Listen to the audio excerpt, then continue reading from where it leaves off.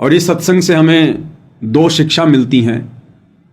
सबसे पहले तो हमें दृढ़ता मिलेगी, हमें विश्वास होगा, क्योंकि गुरुदेव भगवान कह रहे हैं कि बच्चों, ये ऋषि महात्मा सतयुग में, त्रेता में, द्वापर में, जिनकी लाखों वर्ष की उम्र होती थी, हजारों वर्ष की उम्र होती थी, लंबे समय तक वो भगवान की साधना किया करते थे, तपस्या किया करते थे।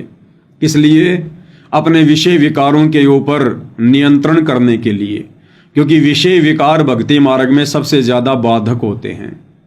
ये साधक के मन को भटकाते हैं, उसे विचलित करते हैं, आत्मा में वो दृढ़ता उत्पन्न नहीं होने देते हैं।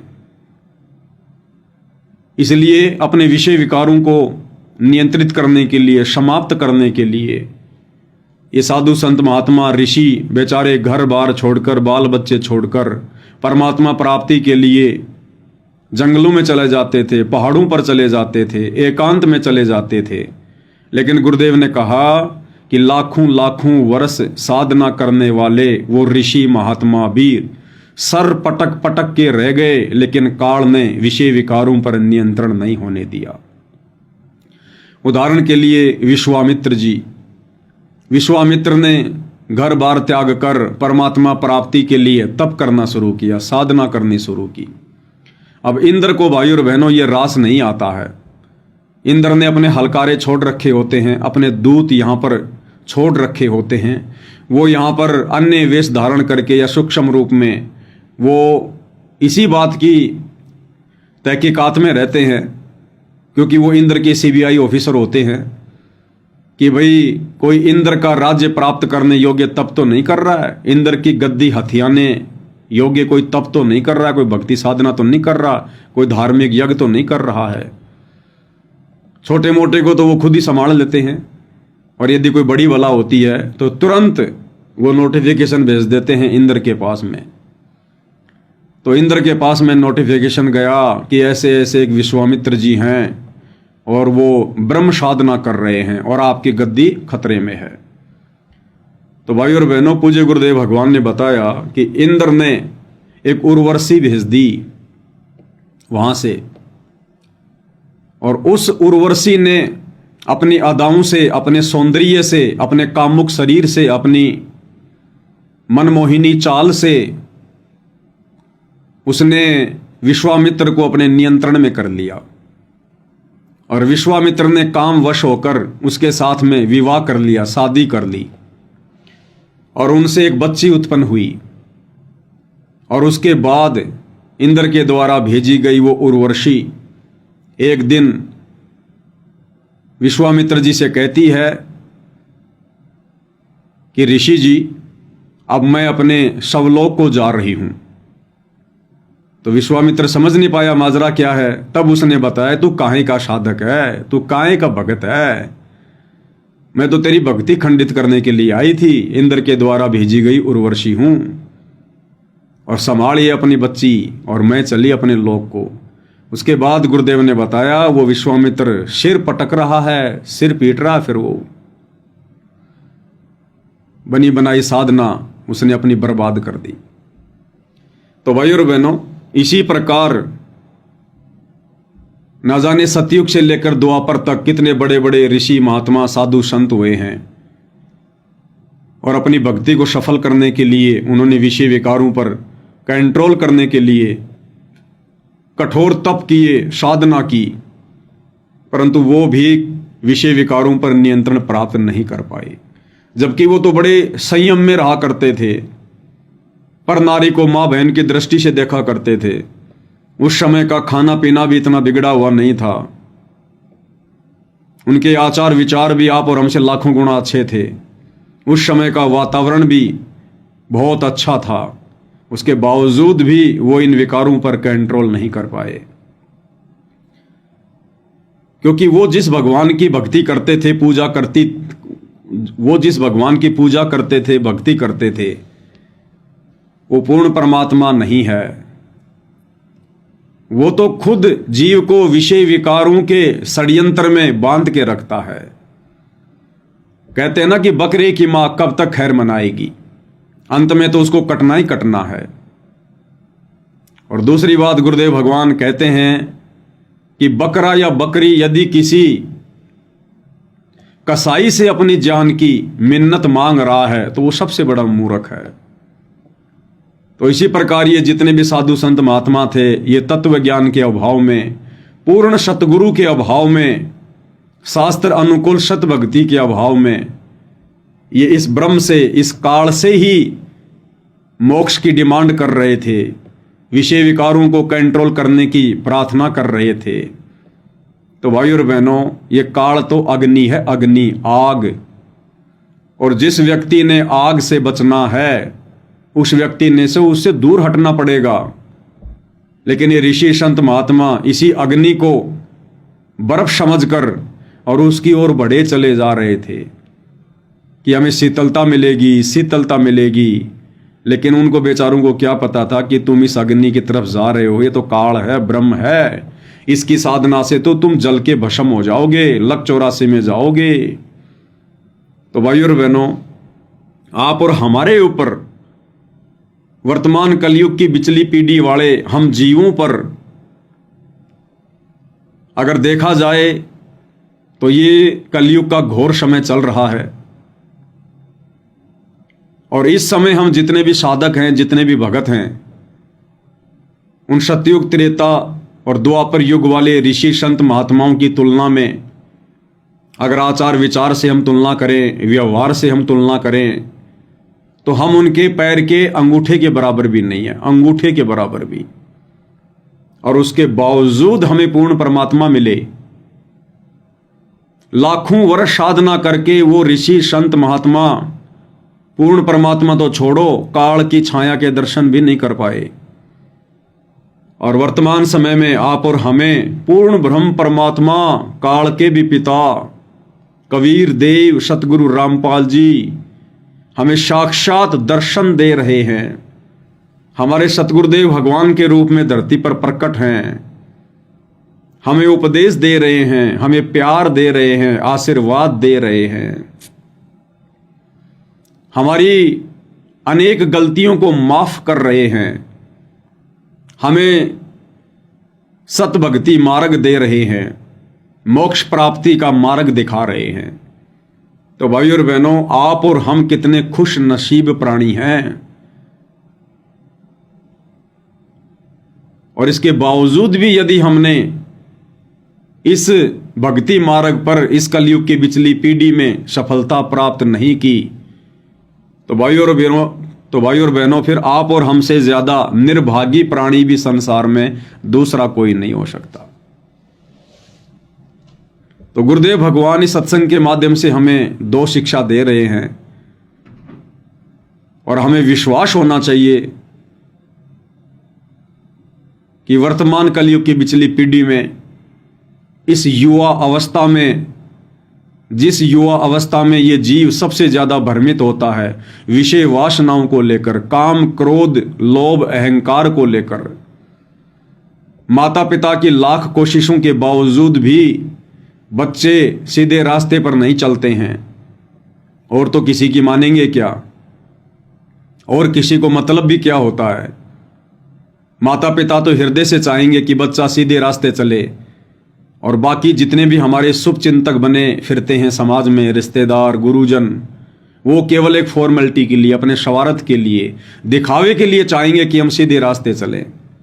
तो माता पिता की लाख कोशिशों के बावजूद भी जीव इन विकारों पर कंट्रोल प्राप्त नहीं कर पा रहा था। और जैसे ही हम सतगुरु रामपाल जी परमेश्वर जी की शरण में आए, उनसे सत उपदेश प्राप्त किया, और चंद ही दिनों में, कुछ ही समय में आज गुरुदेव भगवान ने विषय वासनाओं को लेकर, काम, क्रोध, मद, लोभ, अहंकार को लेकर आप और हमारे ऊपर वो रजा बख्श दी जो रजा लाखों वर्ष तक साधना करने के उपरांत सतयुग, त्रेता, द्वापर के साधु संत ऋषि महात्माओं को भी प्राप्त नहीं हुई।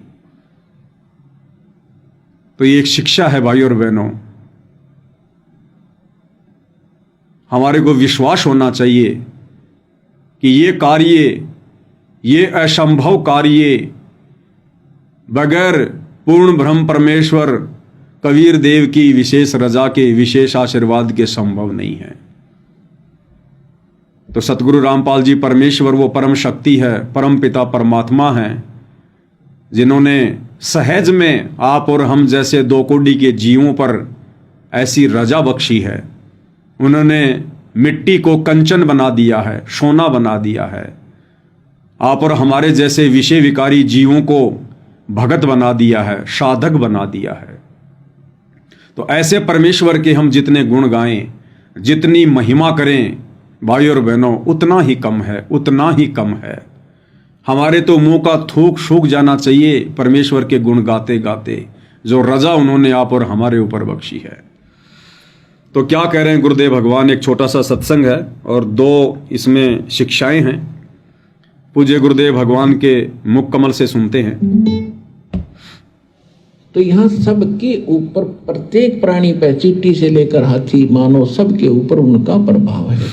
तो उससे प्रभावित होकर सभी संतानों उत्पत्ति करते, ये विवश हो गए हैं। बस की बात नहीं, प्राणी कहते कितनी बात बनाओ, ऋषि महर्षियों की कथा सुना दें आपको। ये बड़े बड़े इन्होंने खूब कोशिश की हम इस विकार से बचें, वासना रहित हो जाएं।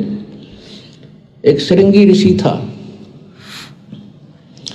और वो घर त्याग कर ऋषि परमात्मा पाने के लिए जंगल में चला गया।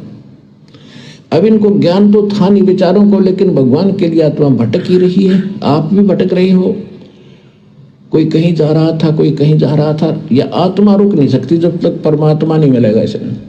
क्या कह रहे हैं परमेश्वर, दूसरी शिक्षा, ये आत्मा रुक नहीं सकती जब तक इसको परमात्मा नहीं मिलेगा। तो भाई और बहनों, आज इस विश्व में, पूरी पृथ्वी पर यदि किन्हीं आत्माओं को वो आत्मिक शांति प्राप्त हुई है, यदि कुछ आत्माएं दृढ़ता के साथ, विश्वास के साथ इस शास्त्र अनुकूल सत भक्ति पर लगी हुई हैं, प्रत्येक मर्यादाओं का निर्वाह कर रही हैं, गुरु के प्रत्येक वचन को फॉलो कर रही हैं, तो वो आत्माएं सत्सेवक भाई बहन। तो यदि कोई रुका हुआ है, यदि आत्मा किन्हीं की रुकी है, केवल सत्सेवक भाई बहनों की, क्योंकि हमें पता चल गया कि हमें अब वो परमात्मा मिल गया, वो भगवान हमें मिल गया, जिसकी तड़प में, जिसकी प्राप्ति के लिए हम आत्माएं युगों युगों से भटक रही थी।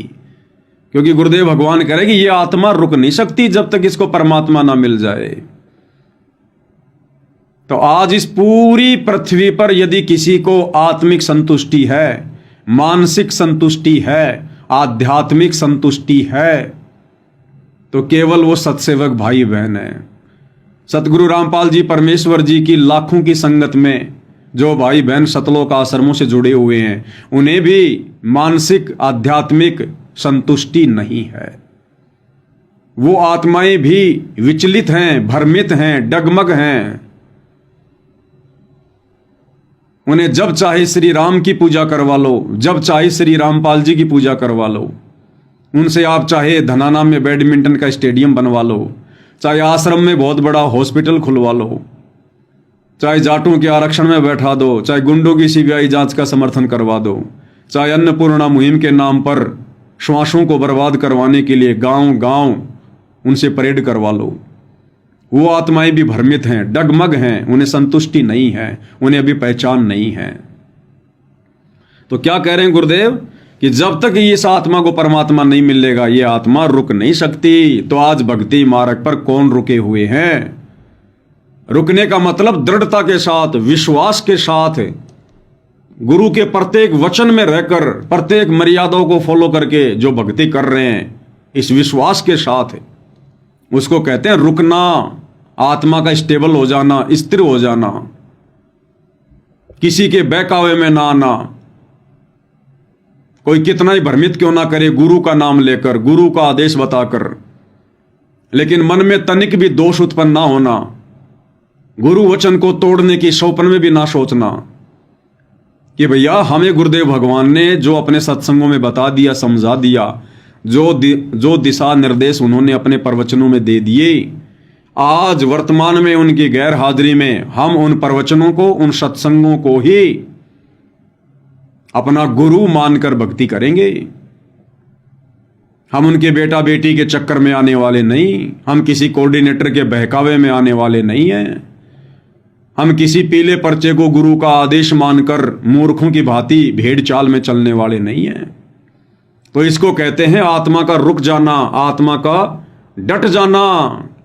किसी के डराने से नहीं डरना, धमकाने से भयभीत नहीं होना कि तुम्हें गुरुद्रोही कर देंगे, तुम्हें आश्रम में नहीं घुसने देंगे, तुम्हारी गुरुजी से प्रार्थना लगवा देंगे। भैया तुम जो मर्जी एप्लीकेशन लगवा दो, कहीं भी लगवा दो, जब तक गुरुदेव भगवान साक्षात हमारे सामने नहीं होंगे तब तक हम उनके सत्संगों को ही आधार बनाकर चलेंगे, अपना गुरु मानकर चलेंगे। बाकी हम किसी के बहकावे में आने वाले नहीं हैं। तो इसको कहते हैं आत्मा का रुक जाना, आत्मा का डट जाना, क्योंकि अब हमें परमात्मा मिल चुके हैं। तो हम भटक ही रही है, आप भी भटक रहे हो। कोई कहीं जा रहा था, कोई कहीं जा रहा था। यह आत्मा रुक नहीं सकती जब तक परमात्मा नहीं मिलेगा इसमें। यह आत्मा रुक नहीं सकती जब तक परमात्मा नहीं मिलेगा इसमें। यह आत्मा रुक नहीं सकती जब तक परमात्मा नहीं मिलेगा इसमें। ये आत्मा रुक नहीं सकती जब तक परमात्मा नहीं मिलेगा इसमें। तो ये आत्मा परमेश्वर के आशीर्वाद से हम सत्सेवक भगत भाई बहनों की रुकी है। इसलिए गुरुदेव भगवान की जितनी महिमा की जाए, जितने उनके गुणगान किए जाएं भाई और बहनों, उतना ही थोड़ा है। और सतगुरु की महिमा का मौका तो युगों युगों के बाद मिलता है। युगों युगों उपरांत किन्हीं विशेष आत्माओं को, सतलोक के लिए अधिकारी आत्माओं को, ये सबके नसीब में नहीं होता है। पहली बात तो गुरु को परमात्मा के रूप में ज्ञान को आधार बनाकर हृदय से स्वीकार करना, ये सबसे बड़ा महाभारत है, सबसे बड़ा महाभारत है। कहने को तो सभी कहेंगे हमारे गुरुजी भगवान है, हमारे गुरुजी परमात्मा हैं, हमारे गुरुजी साक्षात कबीर जी आए हुए हैं। लेकिन भाई और बहनों, जब गुरु को परमात्मा मानने का समय आता है, जब वो परीक्षा का समय आता है, उस समय लोग फिर जून के महीने में एक दाढ़ी मूंछ वाले कागज के टुकड़े को, कबीर जी की समझे जाने वाली दाढ़ी मूंछ वाली मुर्दा फोटो को अपना बाप मान लेते हैं, कबीर मान लेते हैं, भगवान मान लेते हैं, और उस कागज के टुकड़े को भोग लगाते हैं। उस कागज के टुकड़े को कबीर भगवान मानकर जून में उसका प्रकट दिवस मनाते हैं। बताओ अब कहाँ गया उनका ज्ञान, जो कहते थे कि हमारे गुरुजी कबीर जी हैं, हमारे गुरुजी परमात्मा हैं, परमेश्वर हैं। बंदी छोड़ सतगुरु रामपाल जी भगवान की जय, जो अपने गुरुजी को भगवान कहते हैं। और जब आता जून का महीना तो एक कागज के टुकड़े नकली कबीर को भगवान मान लेते हैं। तो भाई और बहनों, जुबान से कहना अलग बात है और हृदय से गुरु को परमात्मा स्वीकार करना ये अलग बात है। और गुरुदेव भगवान ने अपने प्रवचनों में, अपने सत्संगों में ये बात हमें समझाने में कोई कमी नहीं छोड़ी, कोई कसर नहीं छोड़ी। देखो, गुरु संकेत ही करेगा। भाई और बहनों, ये मनुष्य योनि 84 लाख योनियों में नहीं आती है, 84 लाख योनियों से भिन्न है। गुरुदेव भगवान अनेक बार सत्संग में जिक्र करते हैं कि बच्चों, आपको जो 84 लाख योनियों से भिन्न एक ये मनुष्य योनि मिली है, ये 84 लाख योनियों से भिन्न शरीर है। परमेश्वर ने हमें अपने जैसा रूप दिया है। वे नारायण हैं तो हम नर हैं, हम उनके अंश हैं, हम उनके प्रतिबिंब हैं, उनके स्वरूप हैं। एक सत्संग में परमात्मा कहते हैं कि